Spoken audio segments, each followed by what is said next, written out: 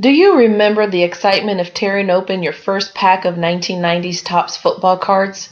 If you do, well, you may be in the minority there. See, in 1990, the gridiron card game was changing, had changed in fact.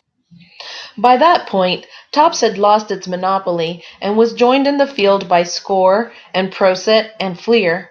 Plenty of choices meant a company really had to stand out to get anywhere. And while that 1990s top set was fine, it was very topsy, with a solid but not exciting design and few true big name rookie cards. Oh, and there were more than enough 1990 Topps cards to go around, still are in most cases, though in retrospect probably not as many as their competitors pumped out. All of those factors have helped this set maintain a low hobby profile over the years, especially on the value front. But that doesn't mean all the 1990 Topps cards are worthless. Condition and player are key. With all that in mind, here are the most valuable 1990 Topps football cards as gleaned from recent eBay sales of specimens in PSA 10 gem mint condition. Who's the greatest running back of all time? If you go by total yardage gained, then it's Emmitt Smith. If you base it on yards per carry and the memory of old men, then it's Jim Brown. For me, as a Bears fan, I doubt anyone will ever measure up to Walter Payton. But man, if there was one guy who had the potential to put them all in his rear view, it was Barry Sanders. Dude could do just about anything with a rock in his hand, had hips like a snake, was charging up every all-time running list, and then he just quit at age 30. It was crazy and probably wise from a health perspective. Most of all, it left us all wondering what might have been. What's for sure, though, is the Lions great remains a hobby favorite, and his first base Topps card sells for around $25 in PSA 10 today. Back in 1990, John Elway was the hotshot kid quarterback who had failed in the Super Bowl 3 times and was not so much of a kid anymore. After spurning the Baltimore Colts when they drafted him back in 1983, Elway used his potential baseball career with the New York Yankees as leverage to basically force a trade to the Denver Broncos.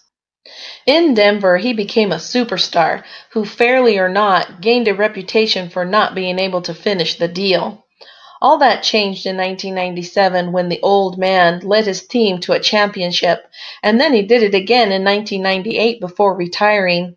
Along the way, Elway became a Hall of Fame lock and collector favorite, helping this mid-career card hold steady at around $20 in PSA 10. Up until 10 or 15 years ago, a healthy portion of NFL fans would have named Montana as the greatest quarterback ever. Sure, his raw stats may not have been the absolute best, though they were awesome. But those 4 Super Bowl championships pushed him over the top. Nowadays, Montana has plenty of company in that best ever conversation, and I'd wager Tom Brady wins the poll in most settings, as much as that pains me to say that.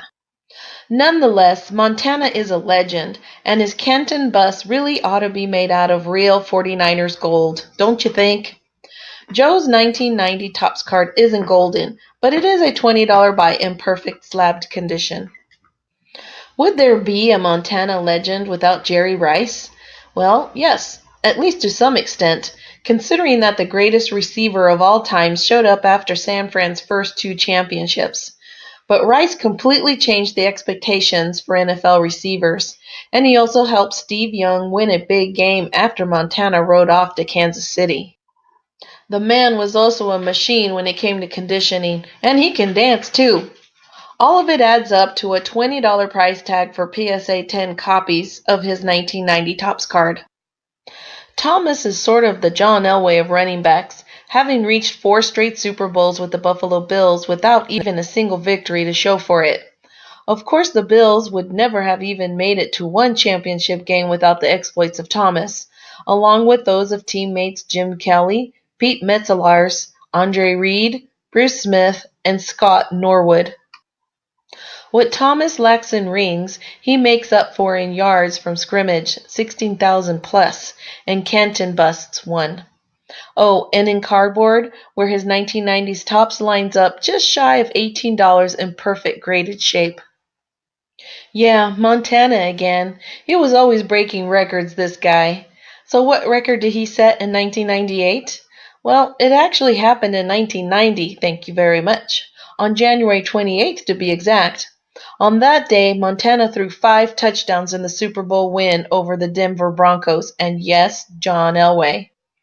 Terry Bradshaw and Doug Williams held the previous mark of 4 Super Bowl touchdowns, and Steve Young would break Montana's mark a few years later. Oh well, no one lives forever, right?